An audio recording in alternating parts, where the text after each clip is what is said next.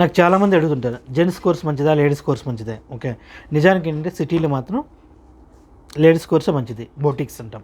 Okay, boutiques అంటే ladies wear అన్నీ complete కొడతాం. బట్ ఏంటంటే ప్రాపర్గా విలేజ్లో అయితే జెంట్స్ కోర్సే బెటర్.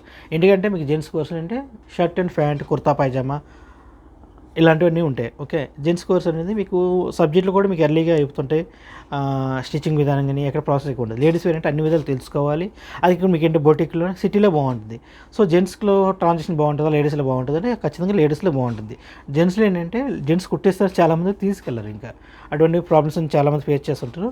అని దానికోసం డిస్కస్ చేసే అవసరం లేదు. కానీ బట్ మీరు ప్రాపర్గా ఇప్పుడు విలేజ్లో అంటే ఏంటంటే ఖచ్చితంగా టీచర్స్, గవర్నమెంట్ ఎంప్లాయీస్ అందరూ కూడా స్టిచ్చింగ్ చేసినవి వేసుకుంటారు. రెడీమేడ్ సూటబుల్ కావు వాళ్ళకి. ఓకే, వాళ్ళు ఎప్పుడు కూడా వేసుకుంటారు. సో వాళ్ళు ఉన్నంత వరకు మార్కెట్ అనేది ఖచ్చితంగా ఉంటుంది. మీకు ఎటువంటి ప్రాబ్లం లేదు. జెంట్స్ కోర్సు బెటరే, లేడీస్ కోర్సు బెటరే.